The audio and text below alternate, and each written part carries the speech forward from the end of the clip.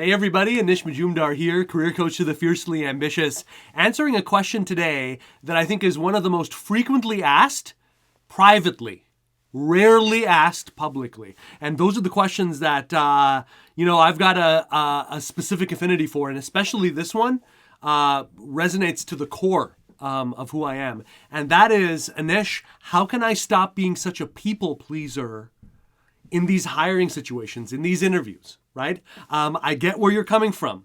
I appreciate, I want to get on the bandwagon of taking this higher degree of ownership over my career, of generating my own, of not waiting around for permission, of not blasting out my resume and waiting around. I'm on board with that. But every time that I find myself in that face-to-face, there I go again, saying what I think they want to hear, saying what I think I'm getting in my mind here, like freaking myself out over what's right, what's wrong, never really, getting it across. And the more I do that, the more trouble I have. I can't get out of this. So you tell me, how am I gonna break free? And boy, does that resonate to the core with me, because that was me.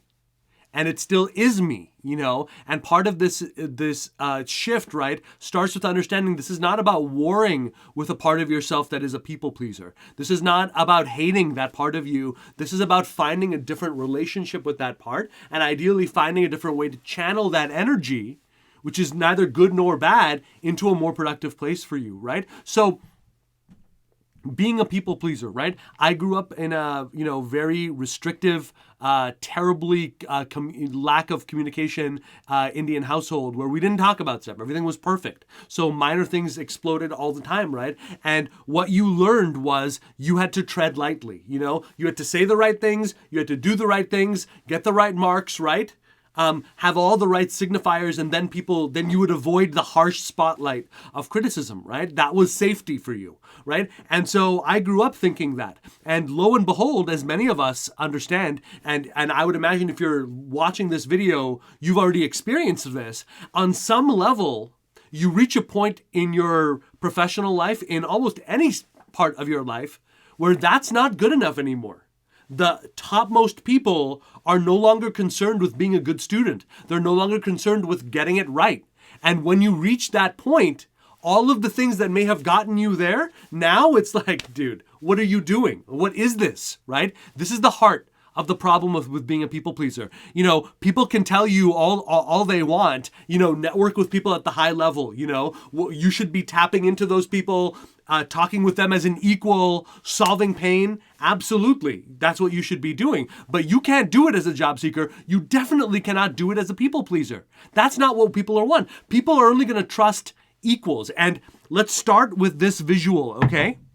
And if it's the first time anyone's ever opened your eyes to this and said, yes, this is a true yes or no answer, consider this, eyes opened. There are three basic postures you can have in any conversation. There is superior, there is equal, there is subservient. From this day forth, I want you to make a promise to yourself that the subservient key is not one that you will ever use ever again in any situation whatsoever. There is no key for that. And I mean in anything. Like, I could be teaching someone as a coach, so it could be coach-student, but that's equals in terms of we are equal human beings. There's an equal exchange. I'll bring my best to help you ascend to your best, to help you be abundant, and you're going to do the same. You're going to give the best of what you have to make sure that this is lived in, right?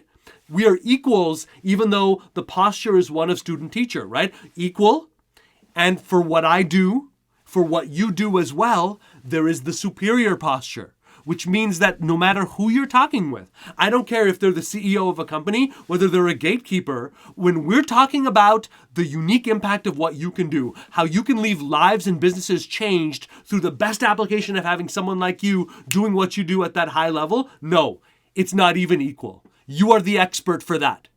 You know better. You are able to call out BS. You are able to take responsibility for a different outcome. So from this day forth, realize this, there is no situation where you're looking up proving. If that's been going on, that's an easy one that you can eliminate, because that is something that you can carry into every aspect of your life. You do not ever need to play that key.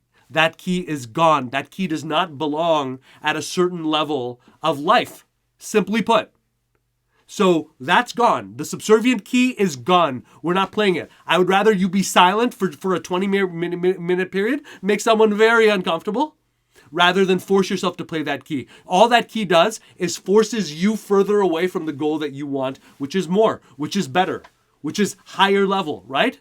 If you're here for that, I'm telling you, there is no key there that is played, okay? So, knowing that we're only going to play the superior or the equal keys in anything, including hiring, what are some ways that you can support that? Well, the heart of being a people pleaser and getting the negative side of that comes down to either being taken advantage of or letting yourself being taken advantage of, knowingly accepting that lower outcome, knowingly accepting that lower job, knowingly accepting that job with that warning signs about who this boss is going to be, who become a nightmare, or failing to take responsibility for what only you can do. Going to level, accepting the fact, even though you know you should be heading the entire technology function of a company, oh, I'm 2 years out from a promotion I would have had, ergo none of that counts, and now you're there being angry and resentful for every opportunity you're after because you know you've already outgrown it. That's you failing to take responsibility. We have a responsibility to walk the highest possible path that we are there for. If you have any kind of excuse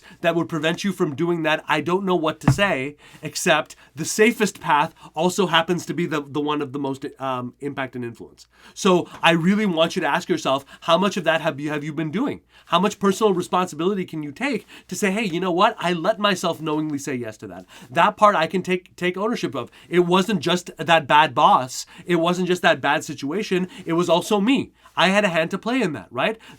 The more you can start that process, the more you can keep yourself safe in terms of that next step. Now, here are a couple of concrete things that you can do, okay? Fill in the blanks. I serve who? And I am standing in for them. Who do you serve? And I want you to name, first name, last name, your wife, your life partner, your children, your grandchildren, your parents, if that's one. Who do you stand for? I serve who? Put in their names, and I am standing in for them. I am doing this for them. Every single challenge that you have, I want you to think of yourself in service to them. Are you willing to back yourself up? Are you willing to accept lesser than when it's no longer about you and your ego, when it is no longer a private job? You want to take it to the next level? Let them know about what your career goals are. Let them know honestly, passionately, how badly you want this. Make it real and living in their lives so that there is a greater sense of accountability in yours for standing up and living in service to them. Any of our limitations that we have, it all comes down to I thinking. When we talk about being a people pleaser, it is absolutely I thinking. I couldn't get out of my head. I couldn't break through. I couldn't make that change. I want to make it about my children. I want to make it about my wife. When I can do that, there is no limit of what I can do. You need to plug into that emotional power. That is going to get you out of today's limitations. I cannot stress enough how important that is. Another concrete thing, as if. Talk to this person as if they were a trusted friend whom you loved. As if there was someone that you would be fine with disagreeing with. As if. Visualize who that person is. Who is that person in your life? What is their first name, last name? What do they look like? What are their behavioral traits? How do they speak? Talk in the first minute or two of any conversation as though they were that person. That will set a different kind of tone. Here's another one. Disagree with 3 things in any conversation. If you've been tagged with being a people pleaser, find 3 things that you can say, nope, I disagree. Here's an alternative. I think we should do it a different way. Challenge yourself and set a success goal with that. Here's another one, okay? Break the state.